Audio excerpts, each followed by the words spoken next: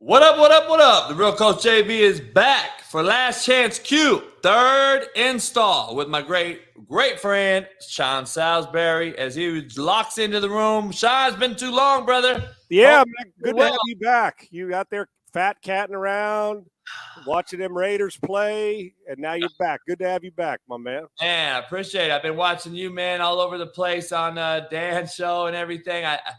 Man, Jeff Saturday is just the trending guy right now on social media.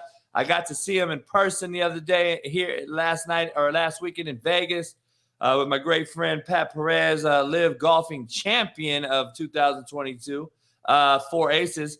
Good friend of yours as well. We had a hell of a time. I appreciate Pat and his lovely family and taking care of me all weekend. We got to do a lot of things. Played a little golf, Sean. Got to go out to Shadow Creek, one of your favorites. And that's a gorgeous place, ain't it? Oh, my gosh, man.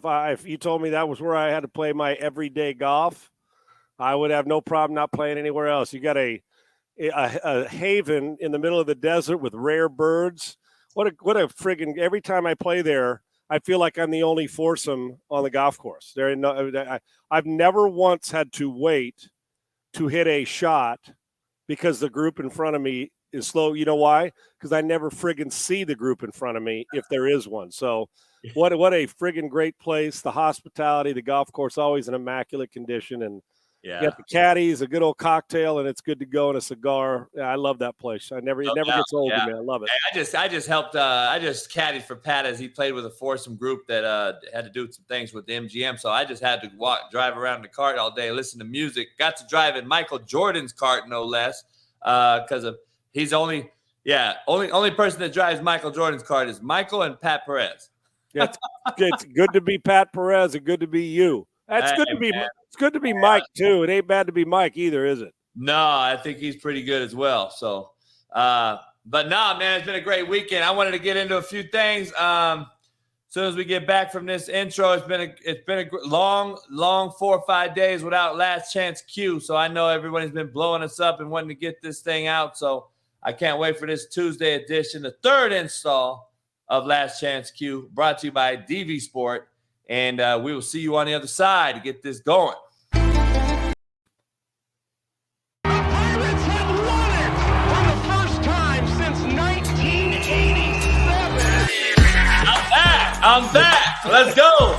Welcome to Last Chance Q with myself, Coach JB, and Sean Salisbury. We will not talk over the amateur or under the expert. It's not only the X's and O's, but it's about the Jimmys and Joes. And it's not just quarterbacks. We got all the positions, teaching, coaching, laughing, and joking. We're using football terminology so we can get through this faster than we don't want to use these long terms, Coach. We got quick verbiage to get to the point. Last Chance Q with the great legendary Sean Salisbury. All right, Sean, I got a great quote. I got to get this out here for the great all the people that love our quotes of the day here on the ticker. It's not how we make mistakes, but how we correct them that defines us. Isn't that so true, especially with quarterbacks, especially with football players and people in life? I mean, shit, I think people just don't understand that quote, I don't think, in totality. And I just love that one. I always used it for my kids. I used to say, man, I don't care how many damn mistakes you make. If you go hard, do the things we ask, and fuck, we make mistakes, but how are you correcting them? Are you correcting them? Are you taking the coaching or the teaching or what have you? So it's so vital, I think, of a quote. Yeah, agreed. The key is, hey, in all the years I've played it and coached, I have yet to see the perfect practice or the perfect game. When people say that, well, a guy went 12 of 12 in practice. Yeah, but one of those completions could have been thrown to the wrong guy. I'm talking about mentally and physically making everything perfect. I've never seen it. So even those guys that are sitting with mustard-colored jackets in the Hall of Fame have made plenty of mistakes. The difference between those guys and us mere mortals is they got over those mistakes quicker and turned them into strengths and didn't let it become a life sentence. They let it become temporary, threw the rearview mirror away and took care of their business, but learned from it. Yeah, correct them and don't repeat them. If you're one of those guys that continues to repeat the same mistake, I can't win with you. I cannot, and that's in life too. I can't win with you because that means you're not processing the information that you're being taught. And eventually, if I can't get to you, then maybe it's the coaching thing that's got to change too, and both of you. And we see that in the NFL on a regular basis. Let me ask you, Josh Allen fitting underneath that quote right now? You know what's interesting, JB? I'm so glad you asked me that. I watch him and we've talked. And let's delineate. There's a line of between the two. There's a difference between being a alien talent and a freak and making sure that comes together with a great quarterback. I always love when people say, oh, man, he's a great thrower of the football. Is he a great quarterback? And then we talk about passer of the football instead of thrower, which is one of your terms we discuss as well. Listen, Josh Allen's going through a stint now. You'll watch a game, and I watched it. I know you were watching all kinds of stuff and doing things on your appearance this weekend.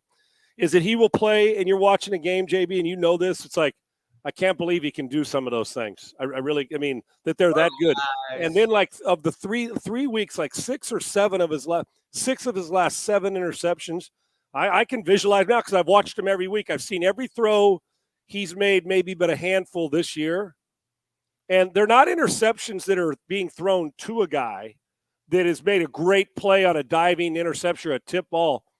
They're being made on interceptions that he's making decisions that he's throwing it as if the defensive guy was the receiver. There's been, I don't know what the lapse is, the vision. It feels like that he's seeing somebody that looks like it's the same guy in his jersey. I'm not making fun. I'm not, because he's so good. Put it this way.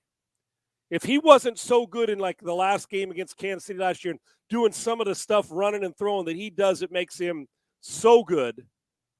These interceptions, you say, if it was a lesser player, if Baker Mayfield or Lamar Jackson, Carr were making these same throws, they'd be sitting on the bench. But you know that he's so good that it's like, damn. But he's made some throws. I don't know if it's the injury. I don't know where it is. But in the last 3 weeks, I've watched him make throws that he wouldn't make when he was in the 7th grade, or attempt, should I say. So it's really odd to watch. I'm keeping a close eye on that. It seems like he's fallen into a trap of forcing balls that you have zero business getting in there or no shot. Yeah, that's why I'm just so against the anointing all these guys as the greatest thing since sliced bread. And I just keep seeing it, not only from the novice fan and the naysayer out there, but we see it from the media platforms that are huge conglomerates out there every day. The Kyler Murray was the greatest thing. Lamar Jackson was the greatest thing. Mahomes, Allen, Herbert. And you've seen them digress somewhat this year here and there. Not all of them, but from a lot of them. And people are like, I want to see the same energy from those platforms when they digress and then come back and say, you know what, I got to eat some crow here. We probably shouldn't anoint these guys in year 2 as the greatest ever when the damn 45-year-old's still playing. Amen. Poll question. Can Jalen Hurts lead the Eagles to a Super Bowl this season, Sean? Yes or no? I didn't get to see too much of the game last night. A little bit inebriated. But me and Pat were eating lobster. But what I did see is going into that football game, something that I tell you, I think it's one of the huge determinants in separating greatness from average quarterbacks, especially when it gets to late December and January.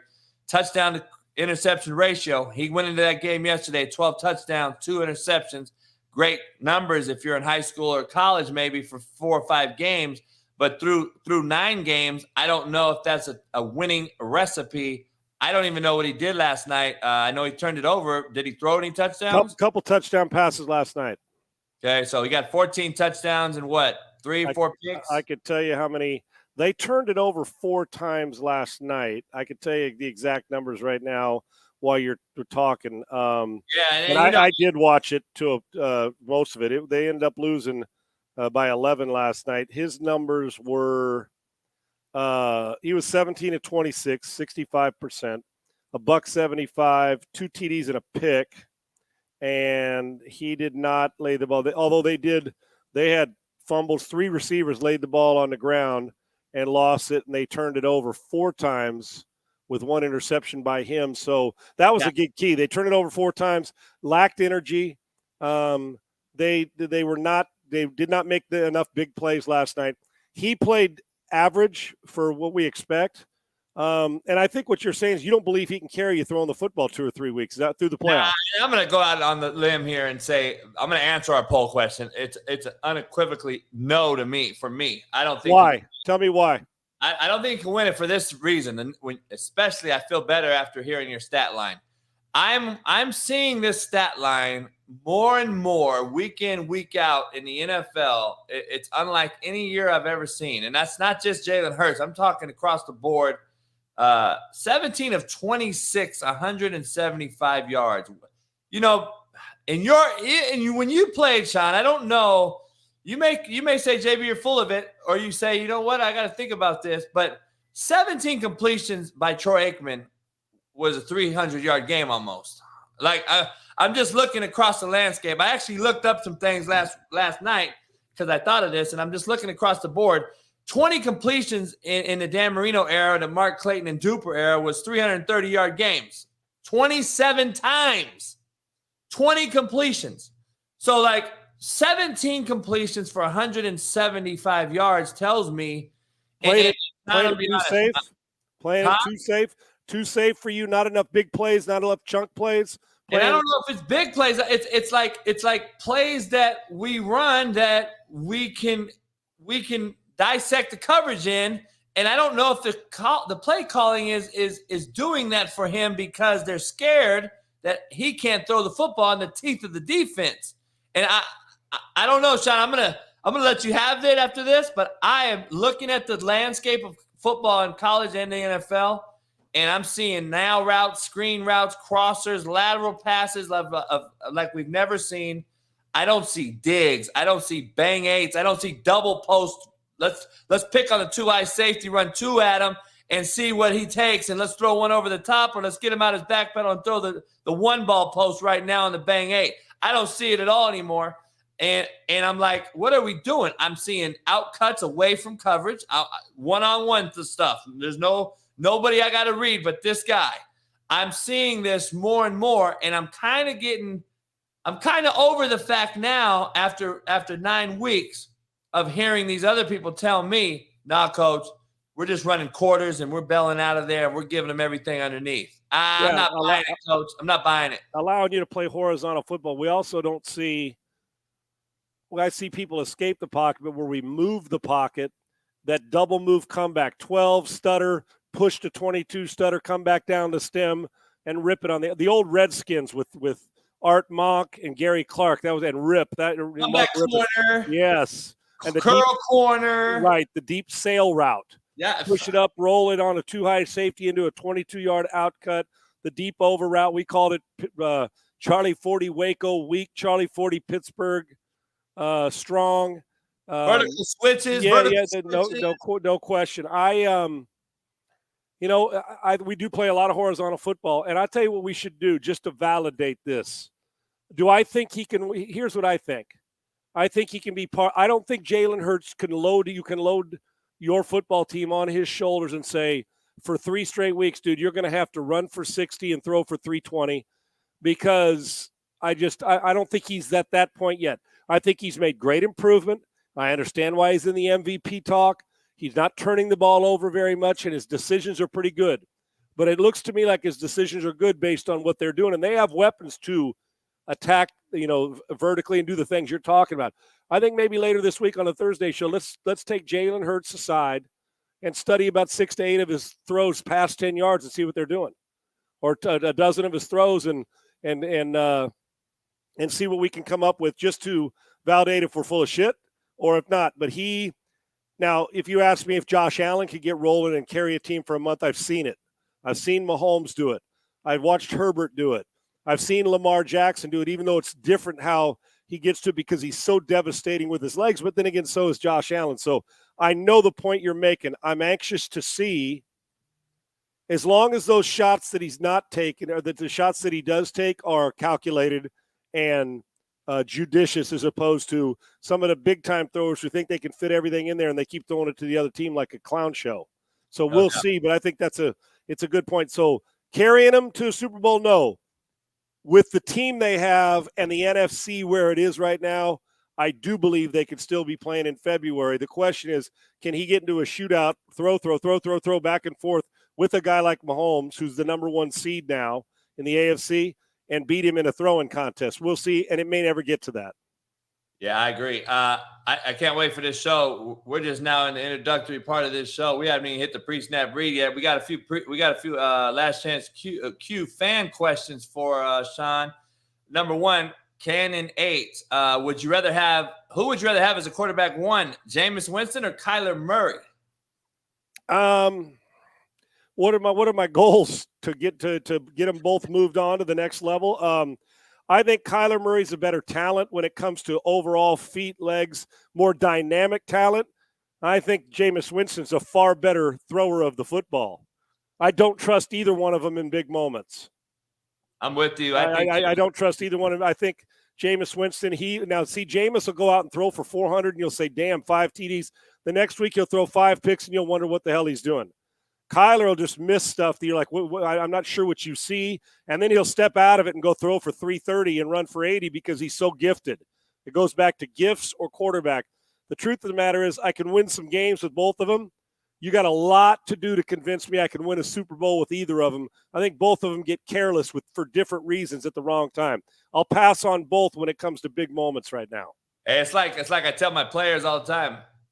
Learn how to play the game and not games, because that's the same thing. These guys can win some games, but they can't win the game. Right. That's my personal opinion. The second question here comes on Instagram from C7 Boomin. Why does Big Ben Roethlisberger always get overlooked when it comes to top 10 list?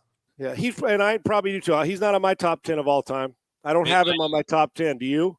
No, he's not on mine either. But I can tell you this, though. When you want to talk about a guy, and he's put a couple 500-yard throwing performances up. Every year he was good for that 450, 480. I actually do think he was underrated. I think recency bias the last 2 years, the way he played, bothered some people, that it wasn't as explosive that we know. But when you think about underrated legs, that guy in the prime of his career was stepping out of trouble and extending plays. Like we brag about people now, Ben was doing it. But he didn't look good doing it. Big old, his mechanics weren't real good. He just like heavy-footed, it felt like, yet he'd always make a play. Maybe it's because he was on the Steelers and we always think they're good. I don't know why, because in truth, Ben Roethlisberger was one hell of a thrower and a passer of the football. I got my own fan question. And played with guts and stood in the pocket. And, a lot of, controversy, even, with players and stuff seem to follow him around. But that doesn't take me away from the fact that bastard could let it go now. I think he is an underrated on the list, but he's not going to make anybody's top 10. And maybe it's because it didn't look pretty. I don't know. But Ben Roethlisberger in a flat-ass shootout could throw 500 on anybody. You're probably right, underrated, but he'd never be in my top 10 overall all time. But he will be in the Hall of Fame. Yeah, I agree. I got my own fan question. I'm a fan of Sean Salisbury. I want to ask Sean Salisbury a question too. Big Ben Roethlisberger or Carson Palmer? Is having those Super Bowls in your criteria that just gets him over the hump? Yes, that's what will when we put him on paper and say, okay, rank him. Ben's always going to be ahead of Carson Palmer because where he played, he never played for another franchise, which for some reason we hold that against guys. Yep. And Ben Roethlisberger, Super Bowls and on a storied franchise. Carson was on the Bengals and the Raiders and the Arizona Cardinals. I can tell you this, though, because right now, because of the overall career, would put Ben's career over Carson Palmer's. And I really don't think you can get much argument, but I'll tell you this. If Carson Palmer never gets hurt and is on the Pittsburgh Steelers or on a consistent team like that where they were winning, there's very few guys in my lifetime when I've sat and watched with the naked eye throw a friggin' football that can throw it and spin it like Carson Palmer. He is in that team picture of you name your best guy that can throw it. Mahomes, Palmer can throw it like him. Allen, Palmer can throw it like him, and quite frankly, every bit as accurate when he's right. No He doubt. throws a go route for a 75-yard touchdown against the Steelers, gets his knee hit and blows it out. And the questions, and he was on a few teams. And Carson beat to a different drum at the time. Carson isn't a self-promoter, wasn't a guy. He just went about his business. But if you want to talk about lining him up and throwing it, shit. Yeah. He ain't taking a backseat to many of them.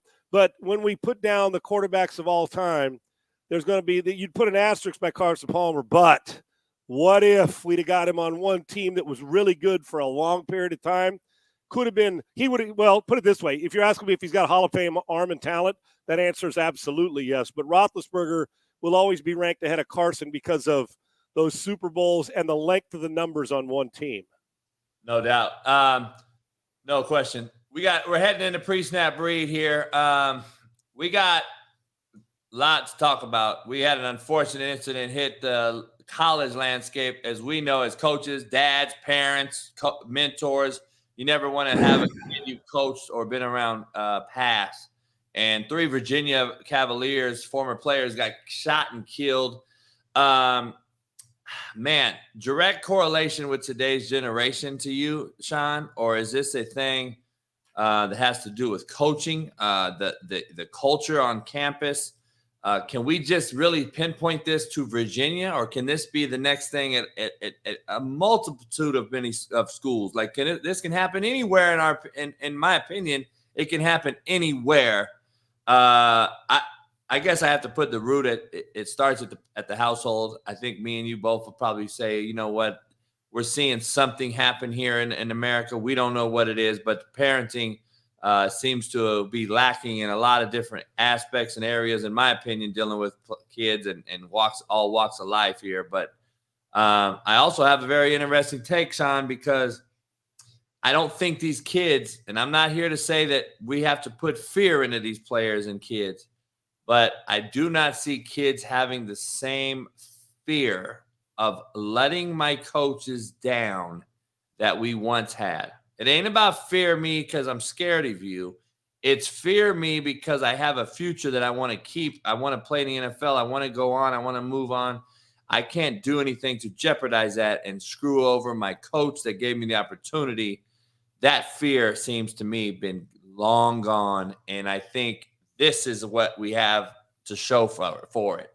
Because, Sean, you can't tell me one of my former players is going to go in the dorm and shoot 3 of my former kids if he really, really had that respect factor for me in that organization, in that school. This is hard. I see it more and more. I don't know. Yeah, this is so hard to talk about because I don't think it's exclusive to one football team. Let's put it this way. I hope we don't see this again and again and again. We see it more, whether it's going to somebody's dorm room and shooting them on a bus, guys fighting, instead of a fight that you used to have on, you go out and fight each other and then hug each other. Now we're killing people. And I don't think it's exclusive to Virginia, Coach. Yeah, you're right. And I don't think it's exclusive to a coaching staff, and they shouldn't have to carry around that heavy weight that it's there. But like we all would, if you're affiliated with it, you're like, what could I have done more? Hell, when Junior Seau, who's one of my very dearest friends in my lifetime, and I miss him dearly every day, we always ask the question, well, what could I have done? What could I have seen that would have prevented this, right? Because he was such a phenomenal human being who even in his downtimes cared about other people going through their downtimes and never let you see his. And when a situation like this happens where a teammate, a friend, whatever it is, decides to do this, the first thing people want to go to, mental health. Well, of course something's mentally wrong, or you don't get a gun and shoot 3 teammates. Or 3 people, period, in a grocery store. You don't do it. And it's not just about gun control. I get it. We got to be this isn't a political conversation we're having here. That's for people to decide and how we should do it and able to get guns. But like I know drugs and criminals, they find ways to get these things and always have. And then so it's probably a combination of a lot of things. And you the one thing you mentioned too, Coach, is you hope as a dad, a mentor, a coach, a friend, that you do enough to where, whether it's this generation, a future generation, or what have you, that you do enough where they have the respectful fear, I think is what you also mean, to where that when somebody says something, that the respectful fear is that if I don't do this or if I do this, here's the consequences. And I think respect is where it all starts. And then, and I don't know the background of family, parents in that, but I think always when it comes to self-worth and self-esteem, I don't rely on a teacher at school to give my kids self-esteem. No that doubt. was my responsibility growing up in the household to do it, to teach them right and wrong.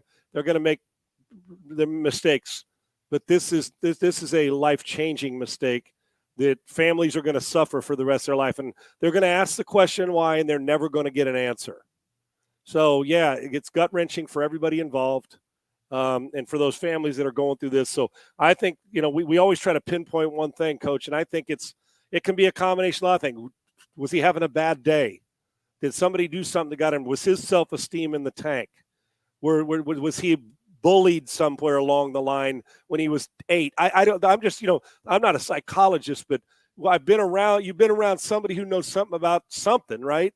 And so, but the tragic part of it is, the 3 guys lost their life, football players or not, and to a guy that I would never have looked at one of my teammates and thought he's capable of doing this, even if you knew him, because you think who would do it, right? So I'm sorry for the families. I'm sorry for that school and that community, and you just got to be aware of what's going on around you, and sometimes you can't even prevent that. So I don't know. I guess signs, Coach. We all get so caught up in our life, we're looking for signs that may tell us this guy needs a hug.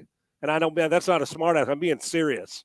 Or his arm around him, or signs that somebody needs a swift kick of discipline in the rear end, and like I said, not knowing what goes on in any of these kids or in most people's home lives. Those days when you hear, hey, make good choices. Don't take today for granted. And we all thanks, Mom and Dad. Thanks. We all done it. And then you think about, they didn't leave their house that day to go where they went, to come back that night thinking my kid's never walking on campus again. Awful. It's just awful. And I don't even know what else to say about it other than I don't think there's one answer. Yeah, my take is just, I heard you say psychologist, and I know I'm on Netflix saying that I think I'm more of a psychologist than a coach, because like you just said, Makes sense. Yes. Right. You need a hug. You just said you need a hug, and no, it's not a joke. That's a real thing. An issuer of love, right, Coach? Right. Yeah, Difference maker. And the thing about it is, Sean, in order to know who needs the hug and who does not, or who needs the hug, who needs the ass ripping, or who needs the dap and who needs the sweet nothing whispering, you have to become a fucking psychologist of these kids. And that is the truth. I'm unfortunate. And I don't want to boast. I've never had a kid lose his life as a coach. Now, I've had teammates that have been killed in similar fashion to this. I got a knock on wood that none of my former players that I've coached or anything like that have lost their life due to something like this. But I attested to being a psychologist and knowing what makes their buttons or makes them tick, and what doesn't make them tick. I get to know your kids as a coach, a teacher, and as a parent. Relationships, because it's everything. It's everything. And I know not to take it lightly and take it away from this, but that shit like that, seeing that is just it pisses me off, because you see this dumb shit happening and you're like, okay, we're always going to ask our question, what can we have done as a coach? We'll never be able to. We can ask that our whole lives. We'll never know that, and it's never. We can blame and we can have a debate show about this. Is it our fault or not? If a kid goes to jail or gets kicked out of a 4-year, 20 years, I've never had a kid leave a 4-year after leaving me, or getting kicked out, or going to jail after leaving me. You can say, oh, was it the tough love, or is it the relationship building, the way I sell things, I guess. How I got them to buy those things, I think, is what's more important than saying, call me coach all you want. They know you care. Fucking doctor coach is probably more fucking serious question, but it's unfortunate. And not to take the light off this horrific incident on a college campus in 2022, which is just pisses me off even more. Just continue to say that.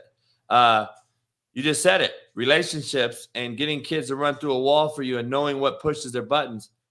We just saw it with Jeff Saturday. You got to win. We've critiqued the hell out of him. Whatever it was, he understood what it was and got it done. And we're going to break that down later on here. But that is a direct correlation, in my opinion, of understanding what takes those kids and makes those kids move to a different beat than just an average Joe. And I'm not letting the person who did it off the hook, because what that person did is horrendous. Oh, yeah. For whatever, but the key is I don't know why.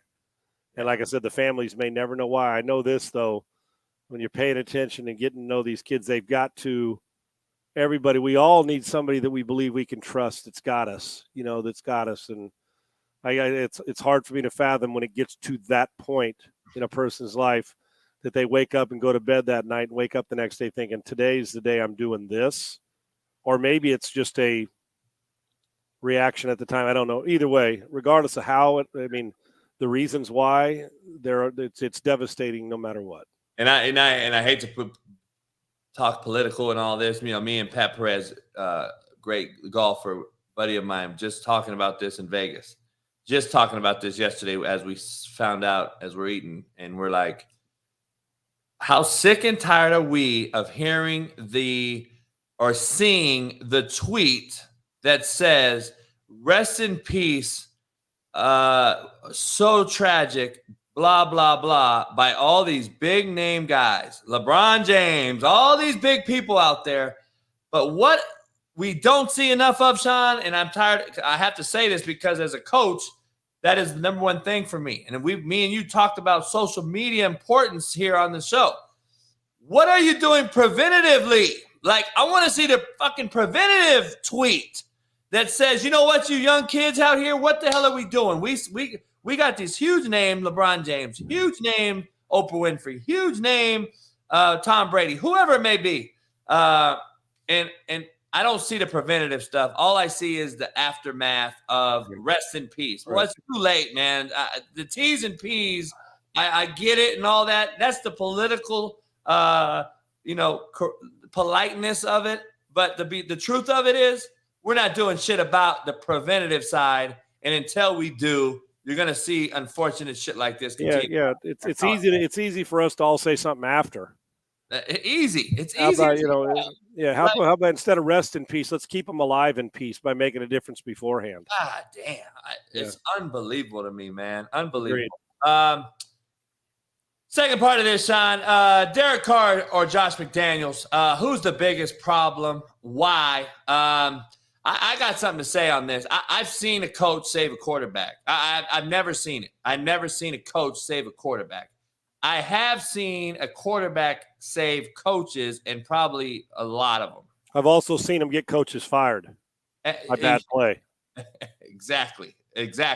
So that is my thing on this. I just have never seen a coach save a quarterback. So I don't know what your take is. I got to see Derek Carr over the weekend in person in the press box suite, pretty damn close to the field. Pretty great. Had a binocular level deal where I can see it with my own binoculars because we were that close.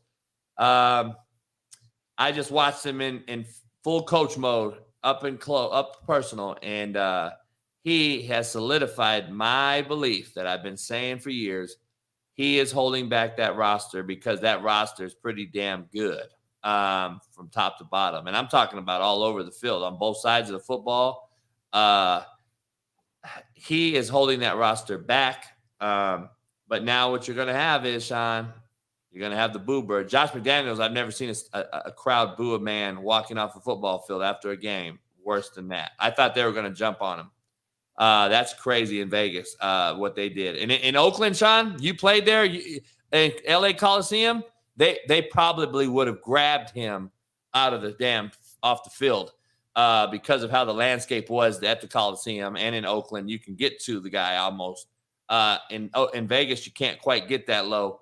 I think that the Boo Birds are out in Vegas. They're out to get Carr. They're out to get McDaniels. The blood is in the water. You're going to have the argument, Sean, that Carr threw for 4,800 yards last year. McDaniels is here now. Devontae Adams is here now. They're struggling. 4,800 yards was by a guy, in my opinion, who understood what he had with Carr. they threw the ball over the park with John Gruden. They threw the ball over the park, and I don't know if I can just solely blame Josh McDaniels in 1 year. It's a new system and all that, yes, but Gruden had a new system in there as well, and they looked better offensively, in my opinion. But also, I never really saw Derek Carr take that step, even with Gruden, and there's a reason Gruden wanted to get Carr out of there. I think, to me, from a distance, not being in those meetings, it feels square peg and round hole to me. I think Josh McDaniels knows X's and O's. I think he's overwhelmed. I agree with you. Most of the time, it's the quarterback saving the coach, not the other way around. I do believe coaches with that proper impact can improve a guy's footwork and mechanics and do all that if you're paying attention. But on the football field, decision-making is not a coach's thing. It's a quarterback's thing. Who to get and how to get them, that's you're making those decisions.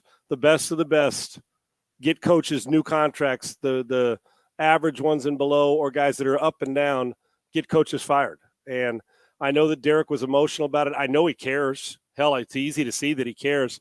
But it looks to me, and Coach JB, you know this, when I trained quarterbacks and when I played, anytime I was hesitant and blinked before I made a decision, it didn't end up very well. And he looks to me like he's indecisive. I've never met a non-aggressive, indecisive quarterback who sustained greatness. He'll put up numbers, they throw it.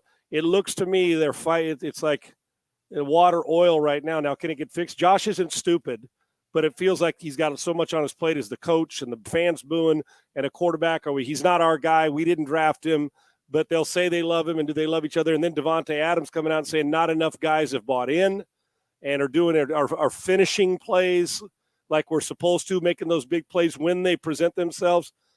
But this is Raider routine, man. This is who they've been.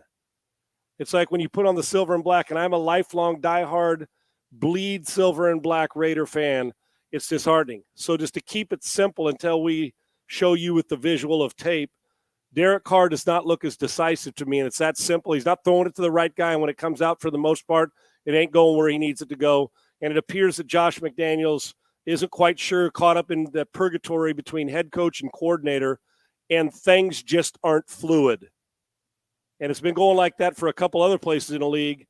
And this past weekend, a couple of them got it going, but neither one of them were with first-year coordinator types.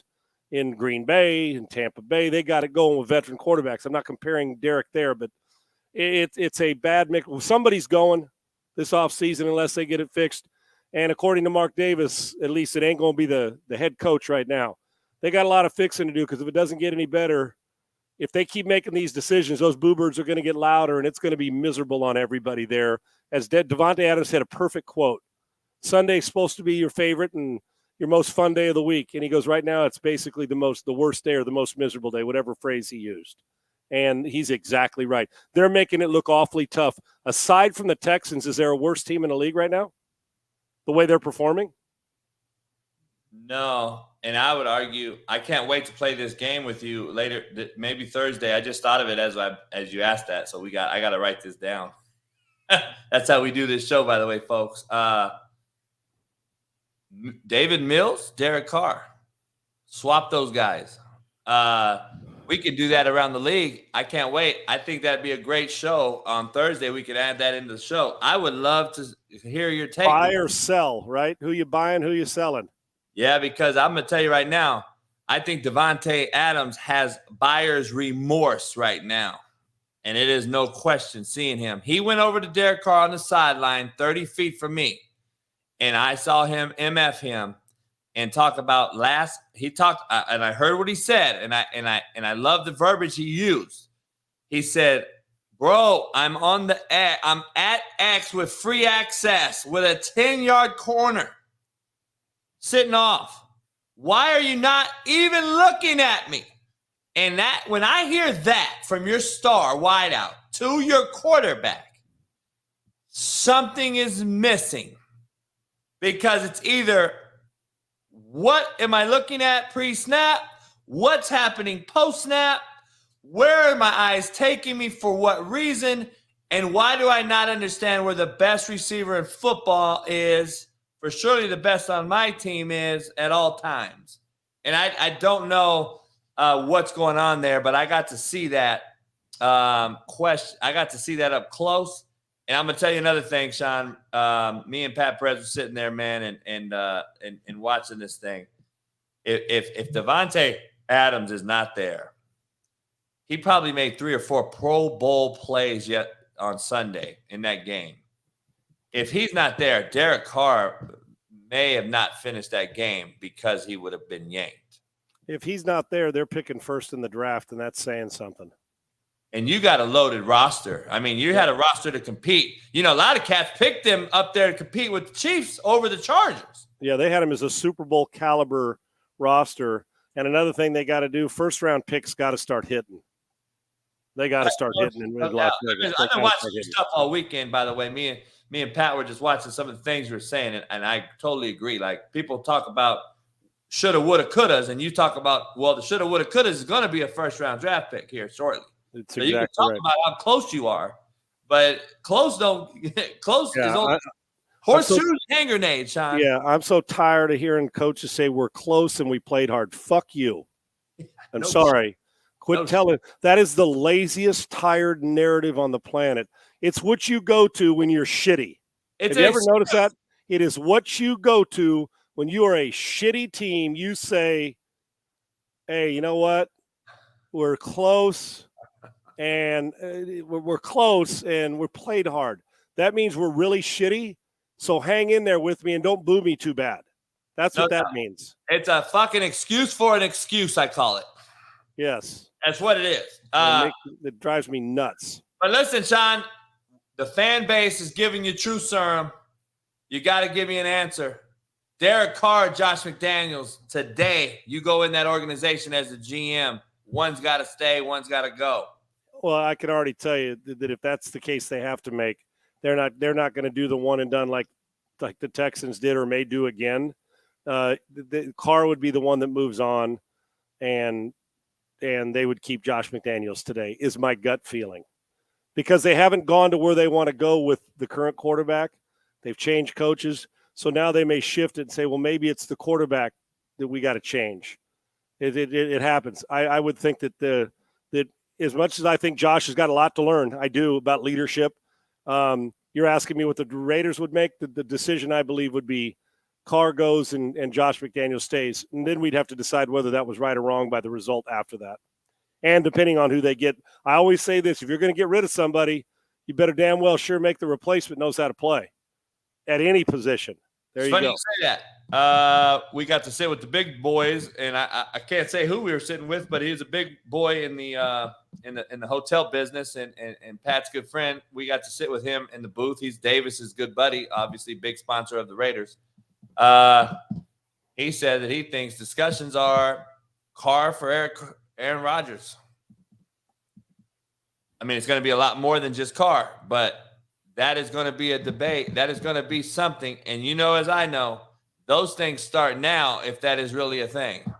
Yeah, and if they go back to being a non-playoff team and Aaron's frustrated and making $50 million a year, the Packers may just finally say, okay, let's get this Jordan Love guy some work. Or if they trade for Carr, it's Carr and Love battling it out and a bunch of first-round picks or whatever it is you think it's worth. And the Raiders would be making the decision thinking we got about a 2-year window or 3-year window. We better kick ass because I don't think Aaron's playing much longer than that.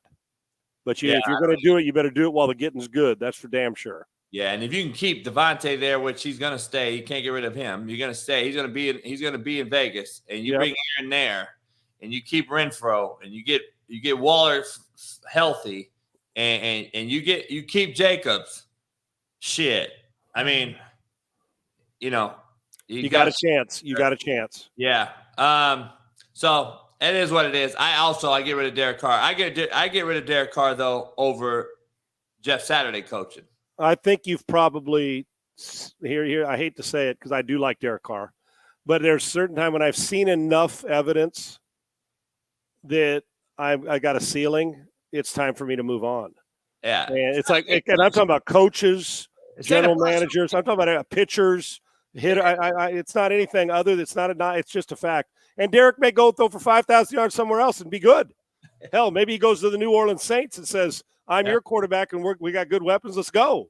A change of venue sometimes helps, but I know there's a ceiling. And to be honest with you, I don't think there's 15 quarterbacks that are capable of carrying a team to a Super Bowl. There may be 15 of them, and 8 of them got to have really good players around them. And then there's 15 or so or 17 that aren't going to, that just aren't ever going to even sniff one. And then there's a group of 6 to 8 that you say, okay, that fool can win it. He goes on a run to look out. But there ain't many that go on a run with bad football teams and win Super Bowls. That shit just doesn't happen no matter how good your quarterback is. You better have some players, and you better have a quarterback that's got February shit in his veins, okay? And that's Super Bowl time. And the Raiders have probably hit their ceiling with the current situation, unfortunately. That's coming from a diehard Raider fan. It's a bummer for me because I like Derek Carr. No doubt. No question. Dead or alive, we're still in pre-snap read here. Dead or alive, Packers, let's go there. Start first. Packers, dead or alive in your estimation? They just got a huge win over Dallas. I bet on Packers to win outright. I just had a gut feeling. I thought, I'm like this. You better win one of these games or it's over. And they got it done. The Vikings have pulled away in that division, but that doesn't mean much because the Green Bay can get second place in that division, and they can still get into playoffs, in my opinion, very, very easily right now when your best team in the NFC is probably in the West, is probably the Niners at 5-4. So it's not a huge fight over here on the West. Green Bay can get in the playoffs still, not only mathematically, but just figuratively speaking. I can see them getting in with a guy like Aaron Rodgers catching fire here. Beat a great defense in Dallas. We can debate the Dak Prescott stuff later, but are the Packers dead or alive? Life support. Even though they won, I think they're still they got to show me 2 or 3 weeks in a row that these young fellas can step up and do it. I saw it. That looked like the Rodgers team. And Aaron did not have to throw 28 of 32. They made big plays when necessary, and their defense got after it and forced some turnovers, and the red zone throw by Prescott. Can't make that throw down there. I'm saying life support. The reason why is where they got to go. 1 or 2 teams from the West. Seattle loses to Tampa, which keeps, the Green Bays are like, okay, those type of teams you need to lose, and you got to go on a roll. So what is their record right now? 3 wins? Are they 3-6? 3-5? 4-6. 4-6. Okay, so they're 4-6. All right, so at 4-6 with 7 games to go, they got to go 5-2 to get in my opinion. 5-2. I've seen nothing consistently that tells me they're capable of going 5-2 until this past weekend. I saw that they're capable then. I know the quarterback's capable. Show me, I got to see another week before I can put them either dead or alive. They are on life support, though, because I don't think you can go. I don't think 8 wins is getting you in the NFC. There's 3 teams from the NFC East that's going to make it. 1 team, probably 2 from the West. That's 5. The South has to have a representative. Tampa, that's 6. Where's 7 coming from? The Commanders, the Packers, you start to look around, then you say, well, in truth, by default, you may be able to get in. So there's some teams alive, but I got to see it. The best quarterback of a team that's supposed to be dead is him, Aaron Rodgers. So we'll see. I got him on life support. If I was betting now, I would not bet a futures bet that they're in the playoffs this year, at least right now. Since we'll turn this into a full analytical show, it's unbelievable. They won 3 in a row, beating the Bears, the Bucs, and the Patriots, which you can argue right now, Bucs and Patriots may be on the upswing on playing well. Now, then they go ahead and lose 5 in a row to the Giants, Jets, Commanders, Bills, and Lions, which has to kill them right now. But going forward, just beat the Cowboys. They got the Titans. That's going to be a damn dogfight. You got the Eagles next, who just lost last night. You have the Bears, which he owns Chicago. You got the Rams, which obviously that's a whole nother show discussion. You got Tua and the Dolphins. Then you got Minnesota, and then you end with the Lions. I don't see 5 wins there, the way they've played. I know their ability. I'm talking about the way they've played. Remember, This isn't the last 3 years, 13-win Green Bay Packers. Right. Whenever Rodgers is on your team, hell yeah, I think you got a chance. Yes. But I got to see some evidence. Evidence tells me that for them to go 5-2, they'd have to have some out-of-body experience with that entire roster. I ain't buying it yet. If I was betting, I'd say they're not in the playoffs. I see them beating the Chicago. I see them. They could beat the Rams. I see them beating the Lions at the end. That's 3. They'd have to beat either the Eagles. They'd have to beat the Titans. Which is doable. They got to beat the Titans, Eagles, or Titans, Vikings. And those other teams we played about. Right. And can they get through? Can they beat Miami in Miami? And that Vikings team dismantled them in their game 2 of the year. I think it was, or was it the opener? Might have been the opener. Game 1, right? 1 or 2. Right. They put it on them. So we'll see. Yeah. We'll see. Interesting. All right. Tampa Bay Bucs. You know, Tom Brady got divorced. You know, I don't know.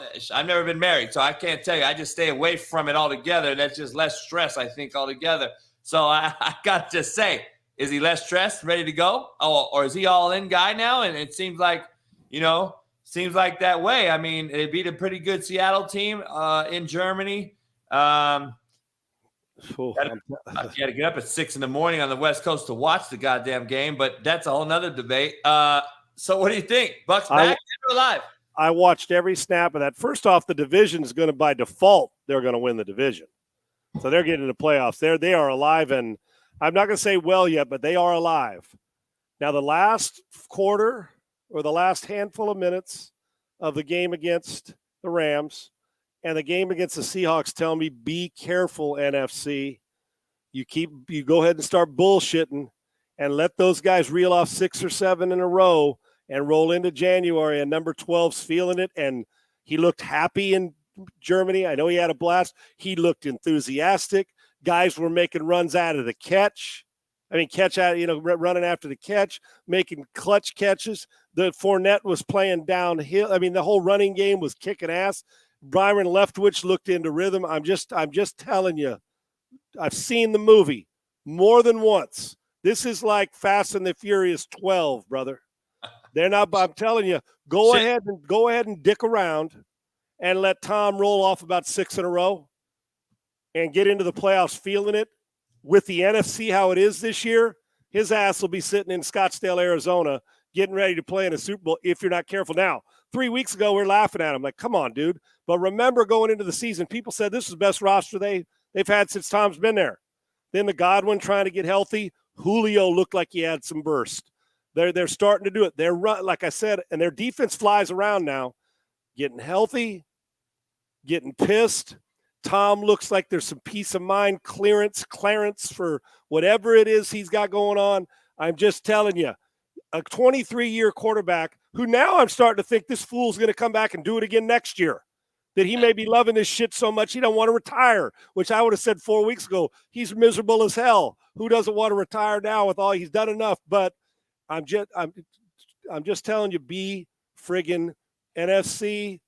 If you're already talking about everybody else and forgetting them, go on ahead because they are making the playoffs. And you'd be just an absolute imbecile to bet against him. If they win like 7 and, win this and go 6 of the next 7, I'm just telling you, JB, be careful because they will be dangerous. And you tell me who you bet. Okay. Brady versus Cousins in the playoffs. Who you picking? I just was about to say, do you want to fucking play anyone worse? Is there another person on the planet that you just don't want to see in the playoffs, even if they're reeling into that thing, hobbling? Go through them all. Who, Geno or Tom? Fuck Brady. Geno or Jimmy? Brady. Geno or Cousins? Brady. Geno or Hurts? Brady. There's 4 of them. Geno or Prescott? Geno or Daniel Jones? Geno or Taylor Heineke? Brady. Geno, I mean, dude, do you want me to stop? I mean, are we serious now? It's like a debate. It's like a debate, right? Who gets going more, Aaron Rodgers, Packers, or the Bucs? Because both of those guys are guys that you don't want to see in the fucking playoffs. Right. You want to keep them out because once they're in, it's like the heavyweight champ who got up off the mat and said, oh, you didn't knock me out. You are screwed now. Muhammad Ali, you better knock him out or you ain't winning. And guess what? That you're talking about super heavyweights. I'm telling you, I refuse. Even when they were down and out, I'm like, gosh, they look bad, but they're going to make the playoffs because of the division. And now I'm starting to see a little bit more flavor to them, a little bit more urgency. And that's not good for the rest of the NFC. We'll see. They got to sustain it too, but the last few weeks, the last 5 quarters or so, look out. I'm just telling you, look out. No, I'm with you. I'm definitely with you. Commanders. I think on my Coach AB show, I said Heineke's going to win 3 or 4 in a row. He won 3 in a row. Should have won 4 in a row. He's won 4 out of 5 now. Beats the Eagles last night. The undefeated Eagles, the only undefeated team in the NFL, should have beat the Vikings 2 weeks ago. Shit. You said something interesting off air. He might have saved the head coach's job. You cannot. I think it's a fact. You cannot. I don't think that. Now, I'm not saying they're dead, but as far as alive goes, think about this, JB. If things go normal, that would be 4 teams from the same division in the playoffs. Because the 3 in front of them, unless they piss down their leg, they're making the playoffs, right? And that's going to put Green Bay in a very peculiar situation. Right. So if that situation, so the only thing that tells me they're dead is that you got to hope that your division goes to hell in a handbasket, and that you guys continue. Now I know this; they'll knock the hell out of you on defense. Jack's defense, they'll knock the piss out of you. And this kid, listen. I don't care if Carson Wentz came back 100% healthy. Better physical skill set. Heineke's got more energy. He's better for the team. You want to keep your job, Heineke plays. You want to put yourself in a bind, Carson Wentz plays. And even when Ron Rivera threw Carson under the bus and then had to apologize for it, he was telling you what you needed to know. This dude ain't for us right now. No, I hate to do that. Listen, if you decide to go back to Carson Wentz, you are dumb as hell. Taylor Heineke is the starting quarterback for Washington. Your team is not better with Carson Wentz. That is a fact. You do not disrupt this, even if Wentz was 100% healthy. Taylor Heineke's saving a staff's job. I'm just telling you, they are. I gotta ask you a question. As I hear you talk, it makes me think. I've been on record as I think Carson Wentz is one of the 2 most overrated quarterbacks we've seen. Him and Baker Mayfield. So let me ask you this: has Carson Wentz got Peterson fired, Frank Reich fired, and would have gotten this man fired if he would have been playing? Because if he's still the quarterback, they're probably 2-6. Tell me when a quarterback with that much fanfare who came in and then has gone to hell in a handbasket in 3 consecutive years was going to get 3 coaches. Given the heave-ho or whatever it is. You know what I'm saying? Let's break it down for the novice fan, Sean, because they may not know what I mean. Frank Reich didn't get fired because of Carson Wentz. Well, let's look at it. If he wins a game last year in Jacksonville, they go to the playoffs. Frank Reich probably not quite in the hot seat he is in right now this year that got him fired because he would have went to the playoffs. And you never know what that Colt team, which I thought had a damn Super Bowl roster last year, could have gotten done in the playoffs. With the way Taylor and that run game was going, right. That playing, they could have made some headway in the playoffs. I think Frank Reich's still the coach. There's point number 1. Peterson, they win a Super Bowl without Wentz, even though he was the guy that did a good job all year that year, which everybody thought he was the new next best thing. Foles comes in, wins a Super Bowl, and then after that, Wentz goes to shit. And he's traded out of there. Coaching change. You hire this other guy. They get rid of Wentz. I mean, just think about it. And now look what's going on in Washington. It looks like he was on his way out. If Wentz is still the quarterback. If you're sitting in those meeting rooms and evaluating, and you're the Washington Commanders, don't do something stupid. No, you leave the guy in until he proves he can't play. Meaning Heineke. It's just more energy. They respond better to him. The naked eye can see. You don't have to be a quarterback expert to notice that. But Sean, what do I know? I can't wait for but what do we know segment. I mean, Kyler Murray didn't play yesterday. How ironic how was that winning the football game and how energetic the roster looked in Arizona, beating the Rams with a quarterback who hasn't played a fucking football game since goddamn Texas. Like, what in the hell? Are paying these dudes too fast. We're paying them too fast. And our expectations are too high. I mean, too early. I can't wait. I can't wait for this last segment. Like, underrated quarterbacks versus overpaid QBs. Heineke, we just talked about him. I'm taking Heineke over Wentz all day, every day. There's not even a debate. I've said it on my show months ago. I'm saying it now. We just said, Sean, you just said the same thing. Unequivocally, we have no issue. Cooper Rush, for the money and the value, he went 4-1, 5-1 overall, 1-0 last year, 4-1 this year.